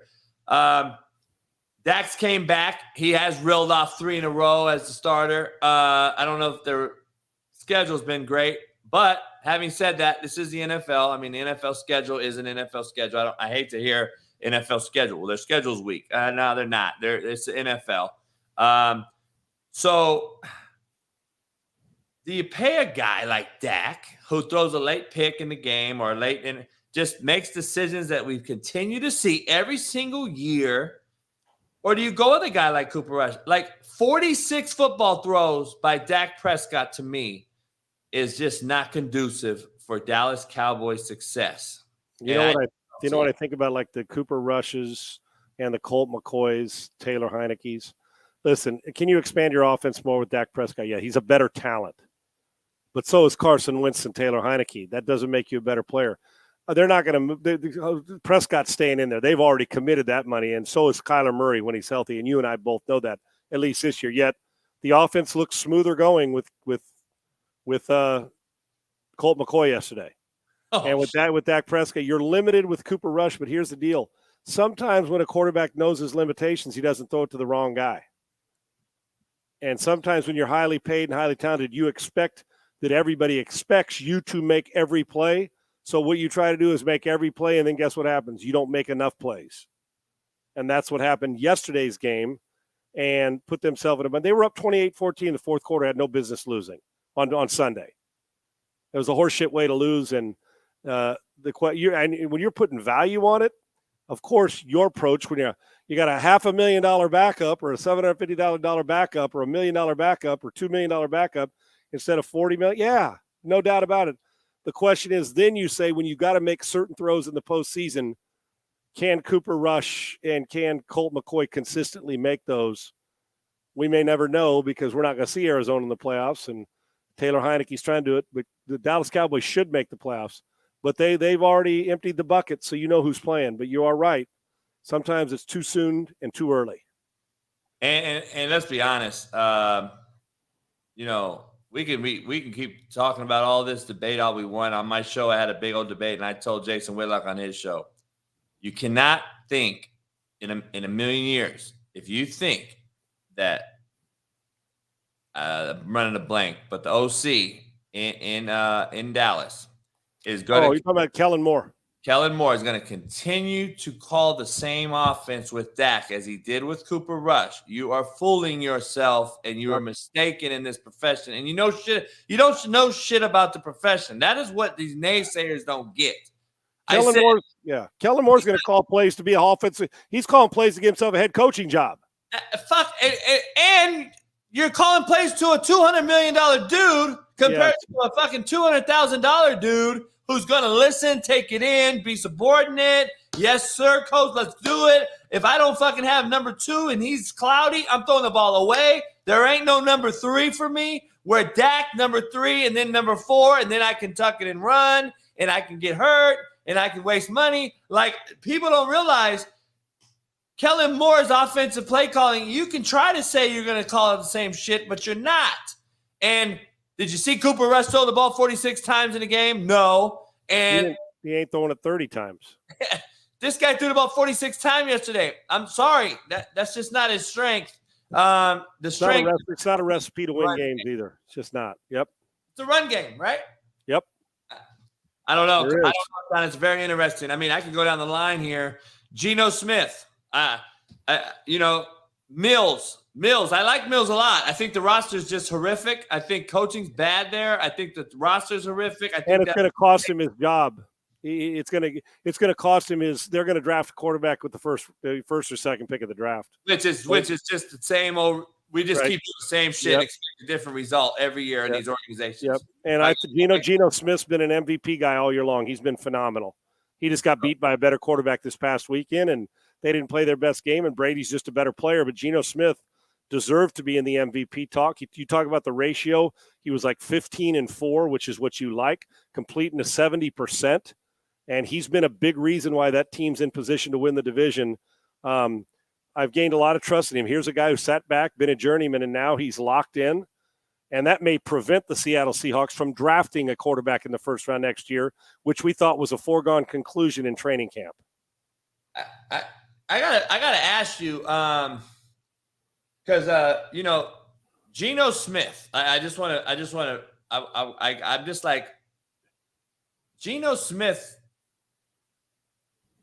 versus Kyler Murray. Like, I'd take Geno all day right now, all day. I'm just looking at it like I want to make it a point. Like, do people understand what we're showing you here? Geno Smith, an empty pass pro. We've shown you tons of Kyler Murray in empty sets. We're in zero personnel, emptied out. Geno Smith clearly, Sean, versus Kyler Murray, where he doesn't understand where his hot and sights are coming from. Geno understands there's nothing out of the ordinary here, and I'm comfortable in the pocket. I know my O-line only has to block these front four here because I know by alignment that nobody's blitzing from their depth. This guy right here is not blitzing from no depth. This guy right here is not blitzing from no depth. We got nobody to cover him up. So, he ain't blitzing. Right. Geno realizes this, Sean, as you know. And look how comfortable he is in the pocket. Okay, here we go, Sean. You can coach it up. He's looking to the right to the 3x3 side here, and he's got manned up coverage. He don't like it. It's cloudy. And look at his reset. Kyler Murray would have escaped the pocket. He would have spun out. He would have did some shit. Look how sound he is. How sound he is and how comfortable he is in the pocket. He has no worries. Look at this. And go back. Let me walk through real quick. This is such great tape. Walk back now. One thing, Coach, point to those two linebackers you were talking about that aren't coming. Now, let's see. Here's another thing Geno Smith knows. I can guarantee it. With 4 rushing, 4 down, and 2 in the box, 6-man box for the most part, even though that guy's kind of room, it's really a 5-man box. But those 2 guys that are circled in the red and the blue. Here's what Geno does. He knows that if he goes Mike left, that the guy over the red there, the guy circled in the red, if he goes Mike left, the 3 on the left, the center of the guard and the tackle are blocking those 3 to the left of the hash mark. And the guard and the tackle block on the right, that Geno would simply throw hot off the guy circled red. But he knows with the depth of the safety covering up, he ain't got a hot. He's just going to peek it at the snap just in case. And the opposite would be true. If he went Mike right, they'd block the guy in the red, and then that guy would be his hot circled blue, and his head would go left immediately and then go back to his read. And now take it to the top of the drop here. This is phenomenal. He already knows secured, freeze. Now look at this. Look at the window to run. There's a robber. There's a guy sitting there, but this isn't Kyler Murray where you got a guy who's either a guy who's spying him or what. Look at the lane that he could take off right now, which is one read guys do. Oh, I don't like the first read. I'm taking off. Now, Coach, I know you teach us too. When we say reset or hitch in the pocket, guys think you got to climb like 4 yards up back to trouble. Look how he plays in the hula hoop. Stays right there in the circle, hitches in place, and flips his hips. And now he's got, if he wants the guy in front of him on the check down, if he doesn't like the leverage, pop that dig route or curl route coming in right behind. Let's see where he throws it. He's reading right there. Right? Exactly right. And so right now he's got, boom, pound that in behind him. There you go. Watch what he does instead of climbing and rehitching and being all go back again, moving parts with his upper body. Look how quiet his upper body is. And his head snaps immediately because he knows where all 5 guys are. Boom, get backside, freeze. He knows the guy jumping it. He likes the leverage of the dig coming in behind the sit down or the stick route and throws him open. He's not open right now. He throws it between the hash and the top of the numbers, gets him on a dig route coming from your backed up at your own 15.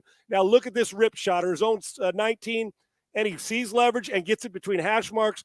Ball's on time, thrown open. This is not, he doesn't need to see the eyes of the receiver. Rips it in there, gets it to him on the run. Let's see what happens after the catch.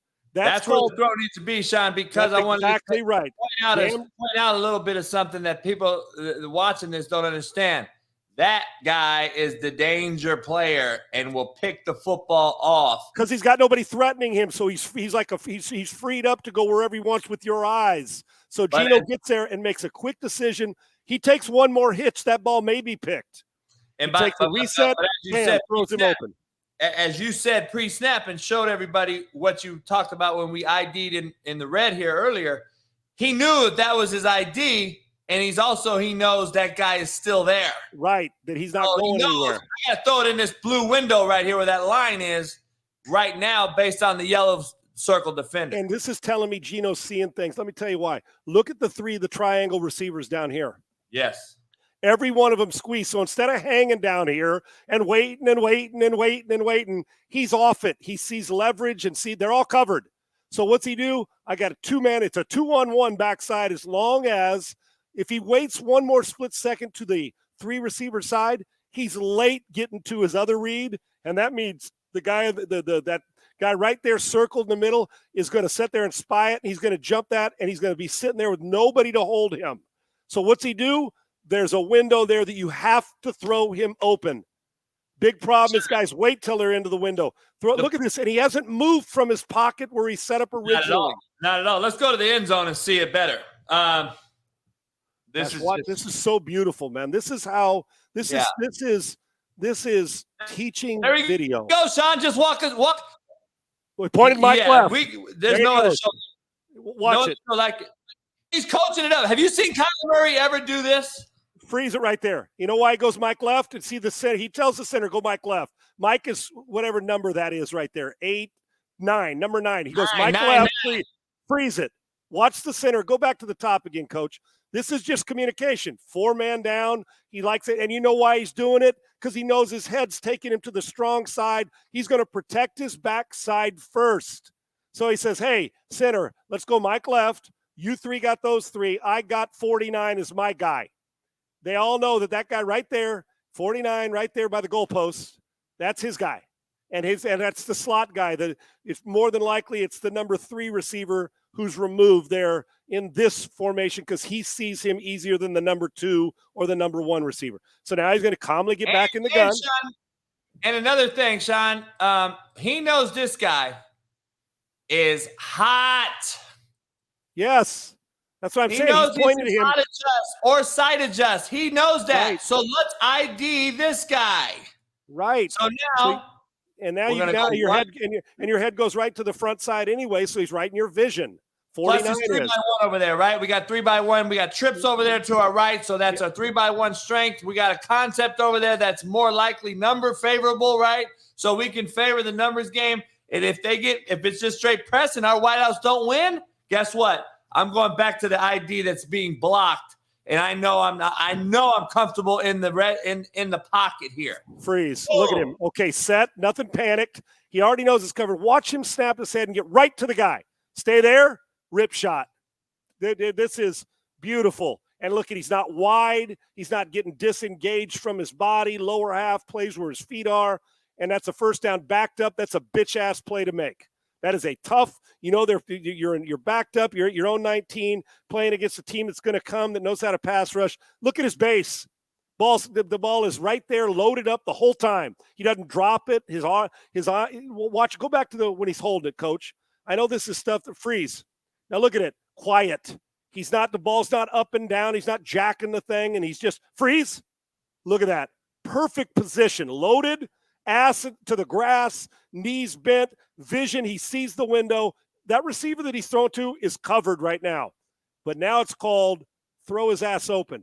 What's Geno do? Put that front foot in the ground, pick it up, put it down, and rip that bitch right in the window. Bingo. There you go. KM right there stands for Kyler Murray, coach. He runs that fucking football right there. Oh, he runs it and he probably makes the guy miss. But this is just let the other guy. That's why they get paid money to run after the catch and do it. Sits there, doesn't climb that window. That's how you sit in the pocket and have awareness with a this. Geno Smith's made so much progress. This is comfortable knowing where all 5 dudes are, knowing all 22, knowing who's blocking who, and now knowing who the guy is that becomes the biggest, as you know what I use, who is the biggest conflict. And right now it's the guy right in front of him that can drive on the throw, sitting right there inside the hash mark, and Geno knows there's a window. He's got a high-low, the guy that's underneath this back check down, rip it right in the friggin' hole.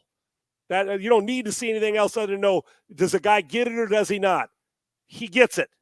Geno Smith gets it. Kyler Murray and a bunch of others need to go back and watch how this guy does it. That was beautiful. I take Geno all day. We've both seen Geno in empty. We've both seen Kyler in empty. I've broken down Kyler in empty sets, which we have tons of film on Kyler as well, which we'll break down later. But right there, I'm taking the guy in the yellow square box, Geno Smith, all day long. Poise. You see his balance and base in the pocket, coach, and how he stays loaded. Sean, underrated versus overpaid. 1 for 1 so far. We both agree. Geno Smith. Yep. All right. Where are you at with Mills versus Dak Prescott? Right now, Prescott's a better player right now. Yeah, no doubt. But if you're asking me if Davis Mills was on the Cowboys, would he be playing starting quarterback for the Cowboys again next year? The answer is yes. The one thing that's missing is people wonder, can he sustain throws late under duress? That's what people here are wondering. I love the kid. I coached him at a camp when he was a high schooler. Loved him then.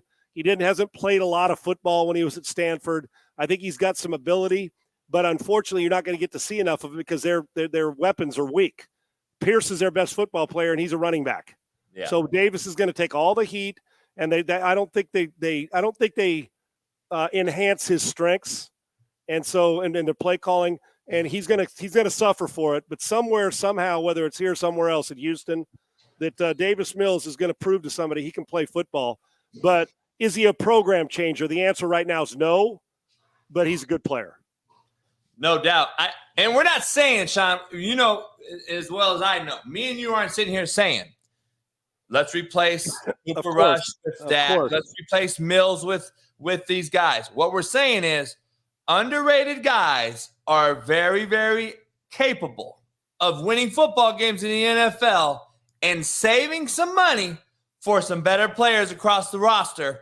And there's guys out there right now that get the damn position in totality, like Geno Smith, like Taylor Heineke, like Cooper Rush, like Mills. There's guys out there that you can take a shot at and say, you know what? We might not sell as many tickets in the stands, but goddamn, we're going to win some football games. And I don't have to draft a guy in the first round. I can let a guy play. Get a better running back and an O lineman and a D tackle. I mean, an edge rusher, a friggin' monster corner. You're exactly right.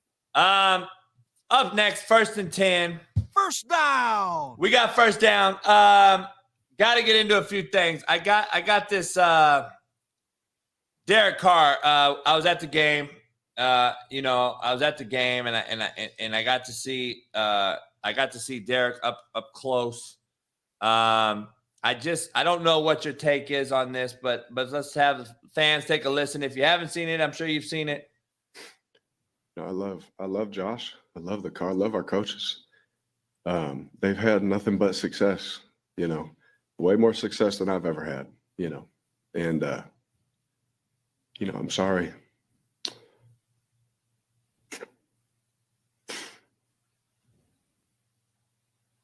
Derek, sorry. Continue. To finish that, sorry for being emotional.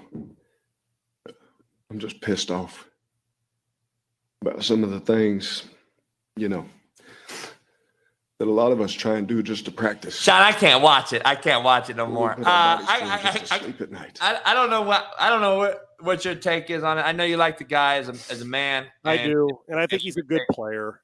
I just don't think he's a great player. That right there.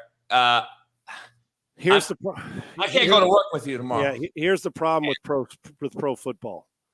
He's going to turn into a meme and a GIF on Twitter, on social media. I hate to say it, and here's what I don't like. But Sean, before you even go there, If you did that in your era, no social media, They wouldn't have started me the next week. I wouldn't but have your played. guys wouldn't have fucking rallied around you ever again. Right. They would have said, well, the first thing they would have said is, dude, why the hell are you apologizing? He said, I'm sorry. But he said, I'm sorry before he got emotional. Now, listen, I'm not going to make fun and mock the guy. Shit. I know he cares, but there's a part of me that thinks, is the emotion because he's concerned that they're not winning?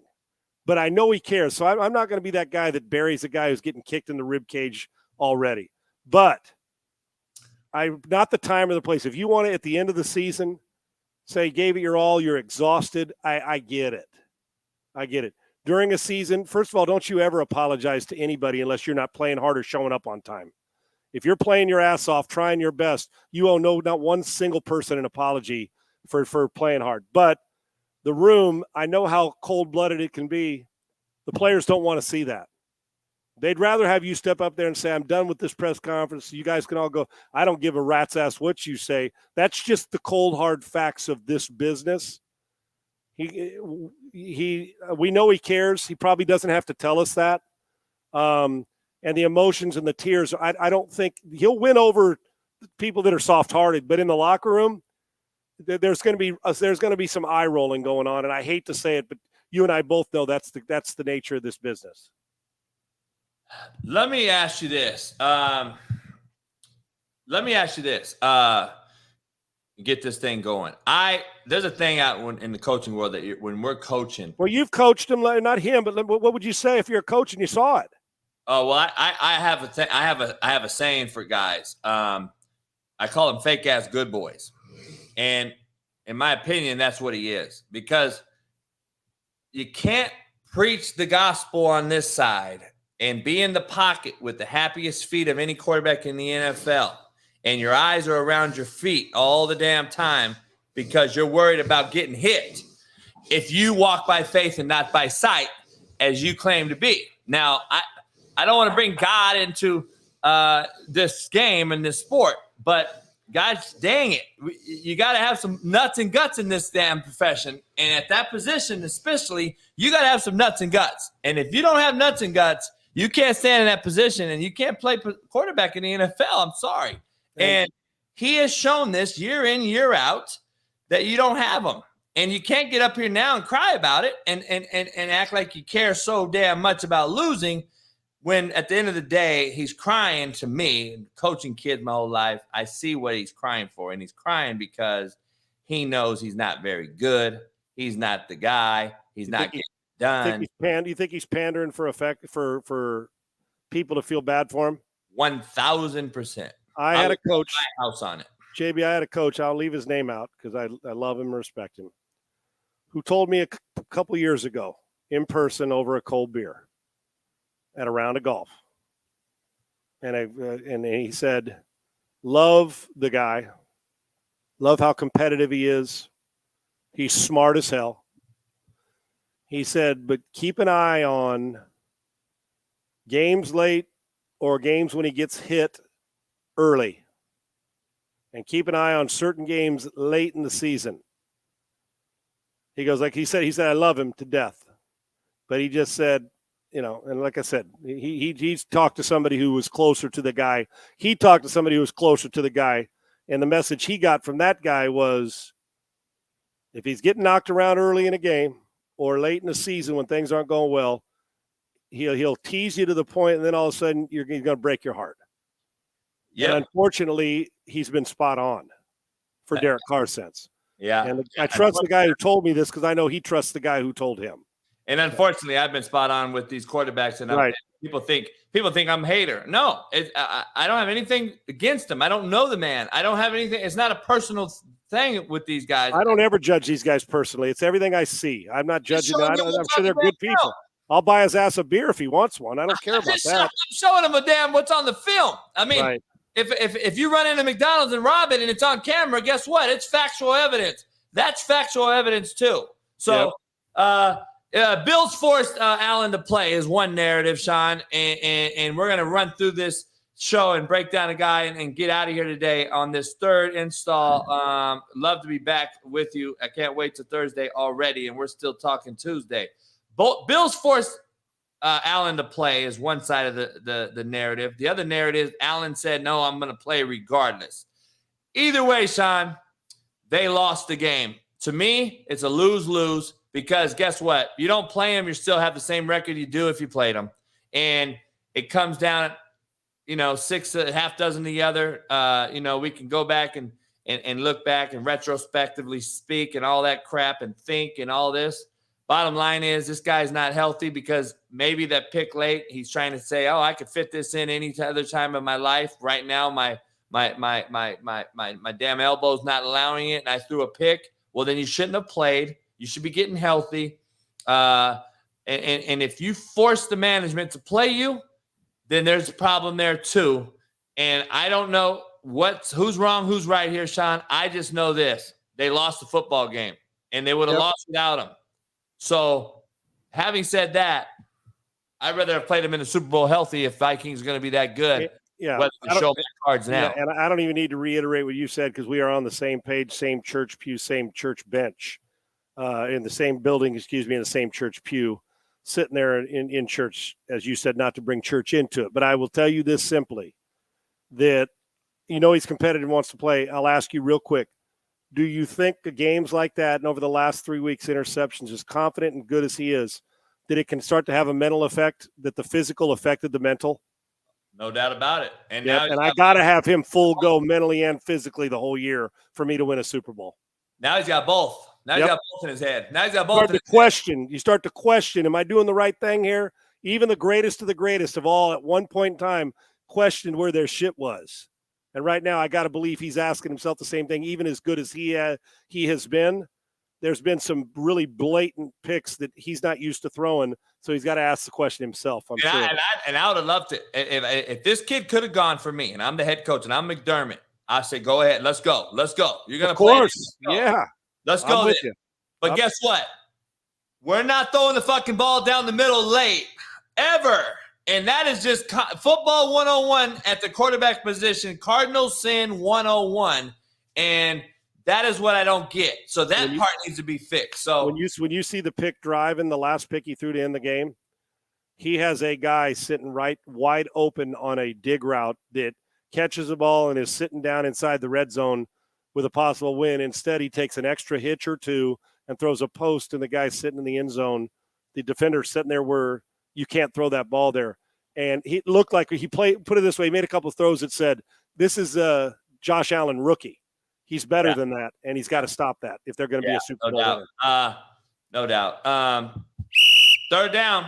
We're third and long. Aaron Rodgers gets a big win. Is he back? Let me ask you this. We already talked about dead or alive and things like that. Aaron Rodgers gets a big win. Is he back individually, not team speaking? He throws 3 touchdowns. This Watson kid. There's a guy named Van Scantling out there, Sean, who got a pretty good-sized bag going to Kansas City who nobody knew about. Aaron Rodgers made him pretty damn good like he has a lot of other guys. If you can argue, Van Scantling's done nothing in Kansas City. We won't even debate that right now. But let me ask you this. Is Aaron back rejuvenated after a big win and getting the ball out there and looking like Aaron Rodgers of old, getting that wideout Watson involved? And Tom Brady gets win number 2 in a row. Is he back? We don't have to take long on this because we already kind of touched on it. If I had to ask you, who are you taking to be back for sure shot? I'm going to take Brady first because I think his personnel's better, more veteran. He should be better. His players are better on the perimeter. But I saw Rodgers has been waiting for a while. He's been questioning his teammates for a while. Last week was the worst game I saw him play in a while, throwing it to Detroit Lions. He was making decisions that you saw Josh Allen make a few times yesterday. But I don't think he ever left. I think he went through a lull.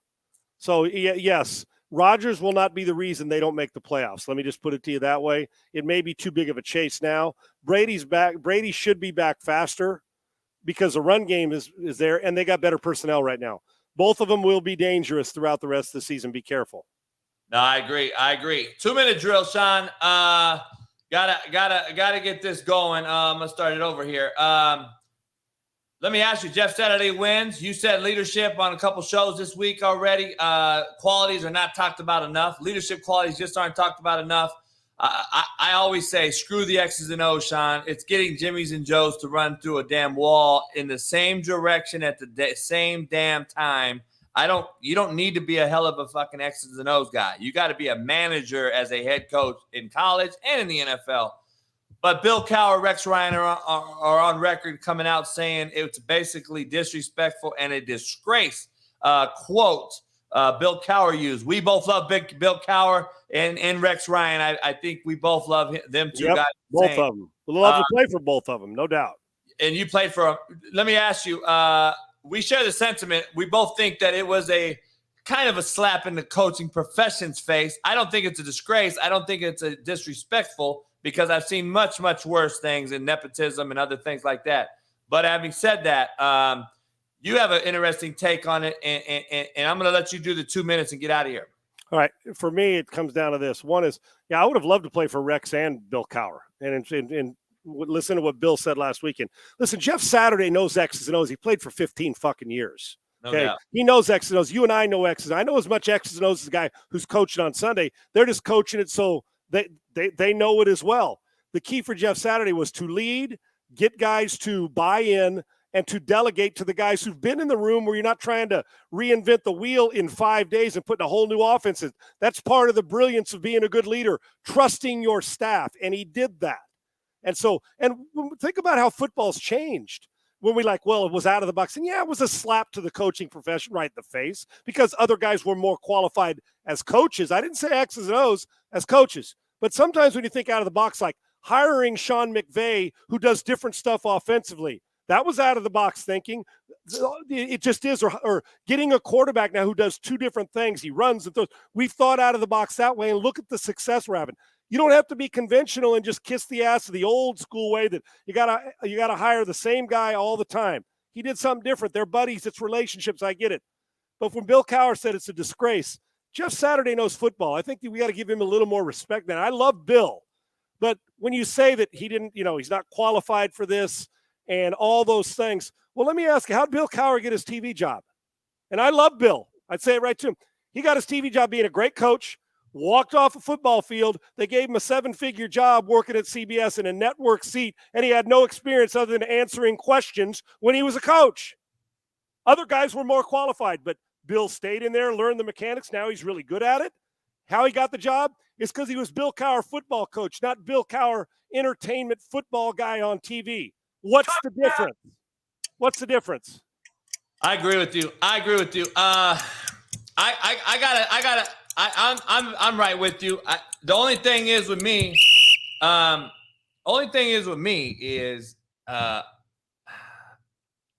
don't know if I equate a coach winning a Super Bowl pulled out of the booth to a guy that we know, as you know. I don't know. You know well more, much better than me.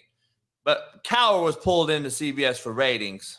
And I don't know if we can equate those two things. Me and Pat Perez argue. You get my point. And listen, I understand managing a staff is easier or tougher, and doing on players, getting all that by, and then going on and looking in a camera and giving your opinion. You hope, though, I took my broadcast job serious. No doubt. And I want to make sure that I'm teaching on TV and prepared. That's the point I'm making, of course. But you know what? And it's only been one week. Jeff Saturday may go to hell in a handbasket, and he also may win 5 in a row. If he does, then maybe we did something unconventional. A slap in the face, yes. Or guys more qualified, yes. That doesn't mean he still can't do the job, is my point. No doubt. And so I'm not mad at Bill, but we don't always have to hire the same guys in the retreads because they used to be coaches. Sometimes you just got to go on a gut, and it may backfire in Irsay's face. No and doubt. yes, it's more difficult. But part of the brilliance of being a coach is understanding your weaknesses and hiring those guys or that you have in the room and saying, you guys handle the stuff that I wasn't here for training camp. I'll lead and try to put you in the best position to be successful. And for 1 week at least, he did that.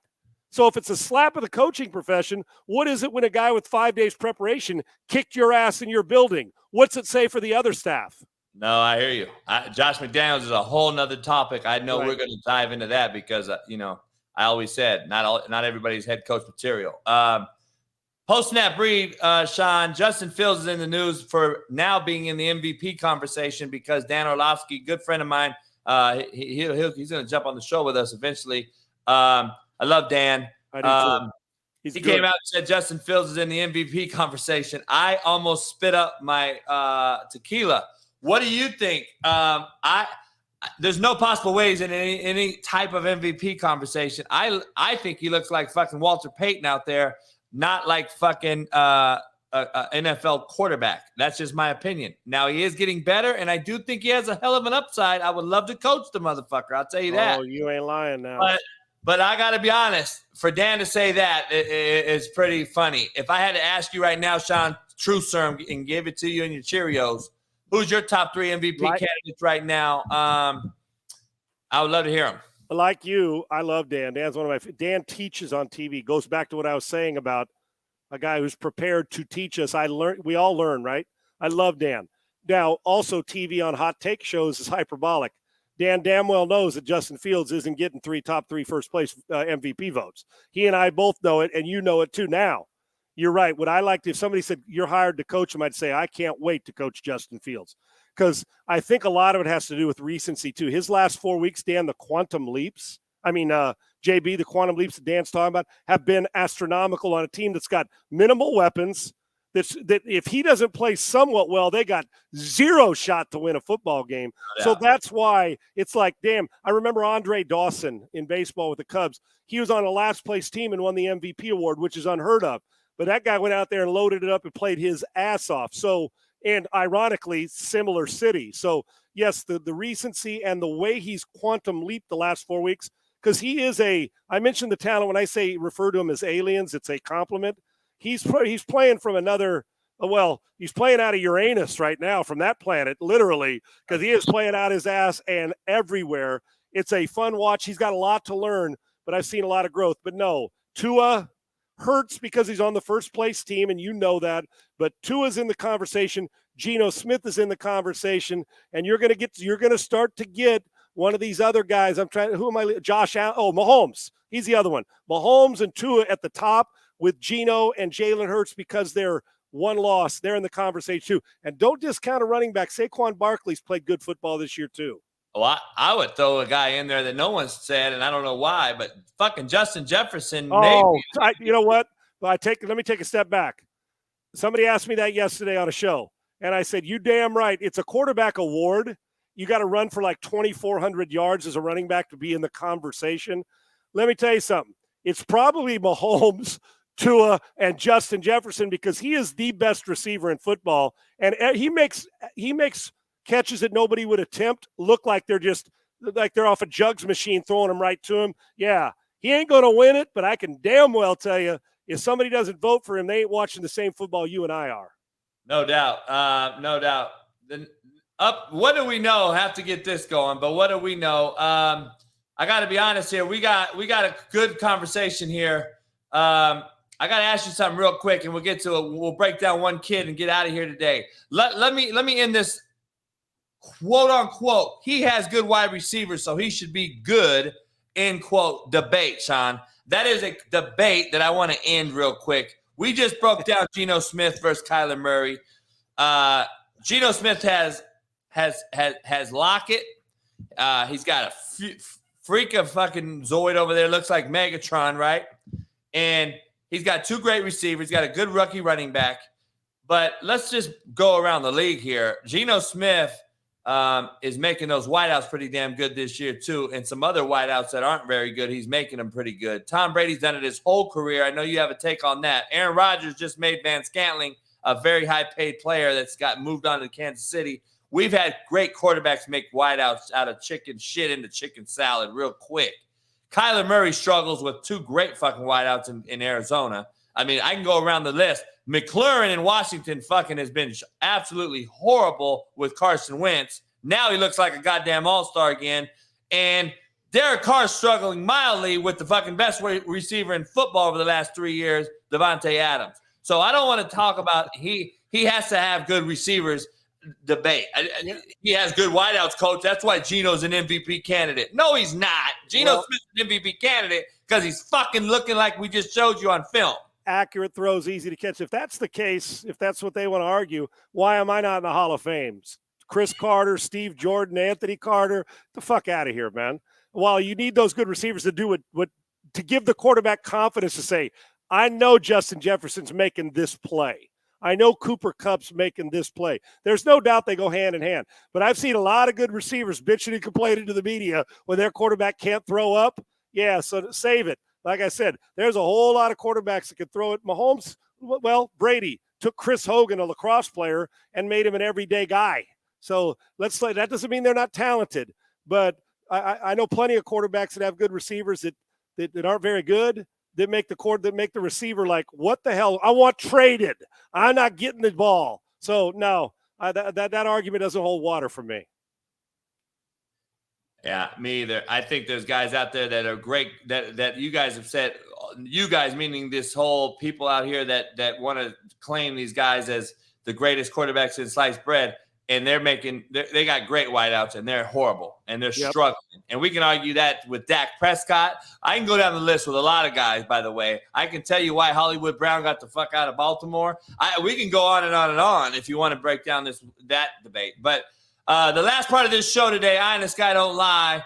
I want to break down a certain individual here. We got me and Sean. I'm just going to break down. Thanks to our kids. I don't mean to interrupt you, JB. Thanks to the kids who have sent us after they hear the evaluation or their parents thanking us for going in and being honest with them. So, JB, you hit that. You have run something phenomenal here, and you're onto something, and it's important to those kids and important to us. I know that. No doubt. I've been getting some feedback. It's been crazy. I actually asked one kid for some practice and game film, just a game. Because, Sean, before we break this down, we got about 4 minutes of this. Let me ask you something. How important of you to go in here and just watch one whole game? I'd rather watch a game than a fucking highlight on Huddle all day long. Oh, yeah, agreed. Because then I get to see how they react to bad plays, too. Yeah, we're going to watch this thing back. Fuck, goddamn. That game I saw those 3 touchdowns in, he was fucking 4 of 30. Right. But I saw the 4 best plays, right? That's no exactly shit. Right. Here we go. Chase Pence, senior highlight, 6'2", 175 kid. I don't know where he's from. But first team all-league kid, I guess. We're gonna So he's a senior. It's 2022. Does that mean he's playing now or is he a 2023 graduate? Either way, he's a senior. I think he's playing now. Okay. That ball hung up there a while. I think little guy looks like 6'2". He's a shot putter.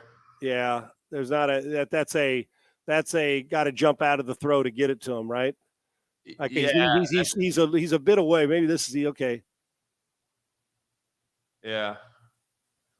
Uh-oh. Nice play to scramble to make a play, but got to keep 2 hands on that football. It looks I don't know what his size is. 60. If he's 6'2", sure doesn't look 6'2" from here, does it to you? If he's 6'2", fucking Webster 6'1". Right, yeah. I let's see. I don't know. I mean, he's making some great plays. I don't think I can recruit him at a Power 5 school there, JB. No. Let me see. Now let's see he's 6'2". Yeah, that's what he says. Yeah, he's struggling. Nice little bang post, but taking a hitch. Got to throw that without a hitch on rhythm on a bang shot on a one ball. Yeah, he's struggling. And none of this is ever personal, folks. You want honesty. We're giving it to you. Yeah, he's a little stiff for me, Sean. At 6'2", also he's a little stiff. He's got a top of his release is a little bit unfinished. You know what I mean? He's not. Well, it's almost like how like a hitter stops or a golfer doesn't finish at the top. It's like a 3/4 throw. Not 3/4 where his arm is, but he doesn't get all the way down to his opposite pocket either. Yeah, you see how it sits up there, he's like waving to somebody and holds there. There's not a lot of finish and follow through. Like a little tough little sucker, but nice throw there. There's some accurate throws, but I don't think there's a lot of extra hop on the ball, and it doesn't look 6'2" to me. Am I right or wrong? Yeah, I don't see 6'2", and also, Sean, we're looking at the kid, and I'm just like, I'm looking at him, and I say, you do some great things in high school. Translation, sometimes people don't realize that's the hard part about this business. We're talking about at the next level, right? Yeah, translating from here to there, translating from JV to varsity to college. Sometimes it just doesn't work out. So Thanks for all the film. We'll get to more film But Thursday. keep grinding, whatever you got to do, because somebody takes one to fall in love with you. But it doesn't look to me like that's Power 5 stuff. And parents, don't tell your kid it's Division I or bust. Stop it. No doubt. Just stop it. No, shit. Hey, Sean, I told a fat girl one day, I just need one. Shit, I couldn't even fucking get that. So, hey, there is one out there for you guys, though. Trust me. So wait, let me ask you this as we close. If you go big and you got to go home because you still can't get that, what do you got to go? Is it what's the JUCO equivalent of not getting one when it comes to that? John, short, fat, skinny, and tall. I do it all. Yeah, I like it. 8 or 80, anything will do, right? Don't say David. Right. A coach said that years ago. I said the 80 thing I could deal with, but no. We got to get at it. You got to put a 1 or a 2 in front of that. It's got to be 28 or 30. That old joke doesn't hold water in this age. You can't use that joke anymore. I'll tell you this. A lot of guys won't know what this next comment is about to say as we get out of here. But I'll tell you this. Sitting at a bar, if she's a fucking 3 technique, I can't do it. Dude, hey, listen. But she's got a pretty face and a great personality, so stop it. Be nice. Well, she's gonna have $100 million too. That's exactly right. Hey, Sean, I know we're getting out of here. I got Pat Perez is a funny fucker, man. Now, he is. I gotta tell you something. He's like, God damn it, I want to see it go the other way, JB. Go talk to her. And she said at the fucking bar, her back was to us. And I said, who? She said, her right there. I said, fucking John Candy? I said, John Candy? And he goes, goddamn right. And she had a hair like John Candy in Outdoors, Great Outdoors. Oh, yeah, great movie. I said, goddamn it. He goes, goddamn it. It's always the guy that's got the fucking 100 mil. I want the woman to give the guy the 100 mil for one. Go get it done. So, shout out to Pat. The great Outdoors with JB and trying to pull somebody who's twice the size. Yeah, they need love too, brother. I feel you. Get the big damn. That test line. You better have some poundage on that thing now. Hell yeah, it better be a 100-pound test. Yeah, that's right. Hey man, it's always great. I can't wait to Thursday, and this is the third install brought to you by DVSport. Man, we'll see you on the other side. You are priceless, Thursday. brother. You are friggin' priceless. I love you, man. Thank you are, brother. I can't wait to go Thursday. Later. Right, thanks. The last chance Q. Let's go. And I just cannot wait to bring over 60 years of knowledge and experience to not only the novice football fan, Sean, but to the veteran football coach as well.